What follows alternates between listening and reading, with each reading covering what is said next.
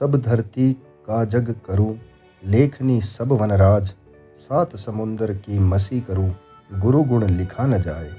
इसका भावार्थ है, अगर मैं इस पूरी धरती के बराबर बड़ा कागज़ बनाऊं और दुनिया के सभी वृक्षों की कलम बना लूं और सातों समुद्रों के बराबर जो जल होता है उसकी शाही बना लूं, तो भी गुरु के गुणों को लिखना संभव नहीं है। गुरु बहुत बड़ी चीज़ होती है दोस्तों, तो गुरु की बराबरी कोई भी चीज़ नहीं कर सकती, अथाह समुद्र भी नहीं। ऐसी वाणी बोलिए मन का आपा खोए, औरन को शीतल करे आपहु शीतल होए। इसका भावार्थ है, कबीरदास जी कहते हैं कि इंसान को ऐसी भाषा बोलनी चाहिए जो सुनने वाले के मन को बहुत अच्छी लगे। ऐसी भाषा दूसरे लोगों को तो सुख पहुंचाती ही है, इसके साथ खुद भी बड़े आनंद का अनुभव करती है। इसका मतलब है कि हम सबसे प्यार से बात करें, अच्छे से बात करें, उससे आपको भी आनंद मिलेगा और सामने वाले को भी आनंद मिलेगा।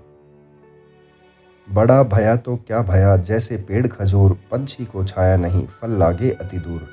इसका भावार्थ है, कबीरदास जी कहते हैं कि खजूर का पेड़ बेशक बहुत बड़ा होता है, लेकिन ना तो वो किसी को छाया देता है और फल भी बहुत दूर ऊंचाई पे लगता है। इसी तरह अगर आप किसी का भला नहीं कर पा रहे हैं तो ऐसे बड़े होने से कोई फ़ायदा नहीं है।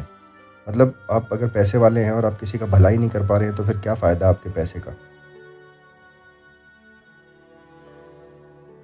निंदक नियरे राखिए, आंगन कुटी छवाएं, बिन पानी साबुन बिना निर्मल करे सुहाए। कबीरदास जी कहते हैं कि निंदक हमेशा दूसरों की बुराइयां करने वाले लोगों को हमेशा अपने पास रखना चाहिए, क्योंकि ऐसे लोग अगर आपके पास रहेंगे तो आपकी बुराइयों आपको बताते रहेंगे और आप आसानी से अपनी गलतियां सुधार सकते हैं। इसलिए कबीर जी ने कहा है कि निंदक लोगों को अपने पास रखना चाहिए, क्योंकि वो आपका स्वभाव शीतल बना देते हैं।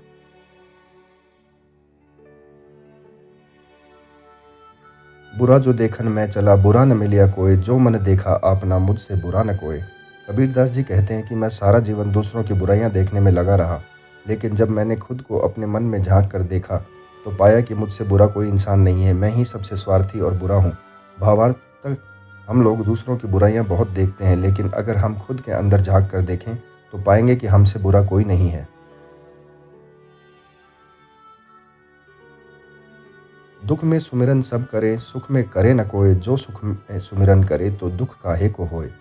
बहुत ही अच्छा दोहा है ये। दुख में हर इंसान भगवान को याद करता है, लेकिन सुख में सब भगवान को या ईश्वर को भूल जाते हैं। अगर सुख में भी ईश्वर को याद करो तो दुख कभी आएगा ही नहीं, क्योंकि भगवान श्री कृष्ण ने भी कहा है कि तू करता वही है जो तू चाहता है और होता वही है जो मैं चाहता हूँ। तू कर वही जो मैं चाहता हूँ तो होगा वही जो तू चाहता है। माटी कहे कुम्हार से, तू क्या रोंदे मोए, एक दिन ऐसा आएगा मैं रोंदूंगी तोए। जब कुम्हार बर्तन बनाने के लिए मिट्टी को रौंद रहा था तो मिट्टी कुम्हार से कहती है, तू मुझे रौंद रहा है, एक दिन ऐसा आएगा जब तू इसी मिट्टी में विलीन हो जाएगा और मैं तुझे रौंदूंगी।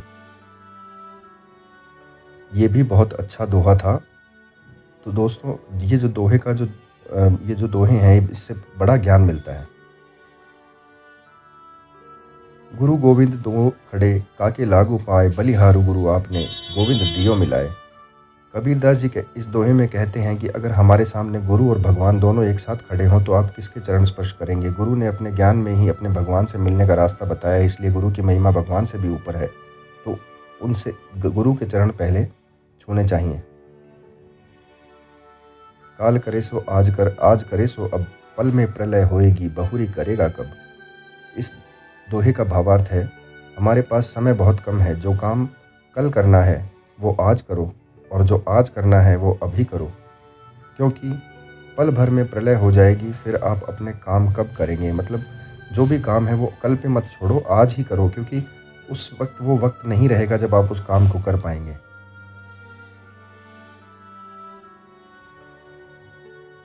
जहाँ दया तहाँ अर्थ है, जहाँ लोभ वहाँ पाप, जहाँ क्रोध तहाँ काल है, जहाँ क्षमा वहाँ आप। कबीरदास जी कहते हैं कि जहाँ दया है वहीं धर्म है और जहाँ लोभ है वहाँ पाप है, जहाँ क्रोध है वहाँ सर्वनाश है और जहाँ क्षमा है वहाँ ईश्वर का वास है। बहुत ही सुंदर दोहा कबीर जी का ये बनाया है कबीरदास जी ने, बहुत ही अच्छा।